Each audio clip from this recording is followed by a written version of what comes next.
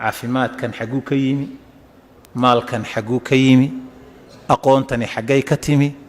waxaan oo dhan bal xaguu ka yimi mid kasta dib u raac min allah min allah min allah min allah waxay taasi keenaysaa ilaahay inaad jeclaato ilaahay inaad jeclaato maanta haddii qof 1,000 shilin ku siiyo berina uu 1,000 shilin ku siiyo markaa is aragtaan buu 1,000 shilin ku siiyo haddii loo dadka Nairobi ay ugu jeceshay aw jaamac baan ugu jecelahay oo maxaa ku jeclaatay war caadi ma ninkaas indhaha haddaa is saartaan lacag buu ku dhiibaya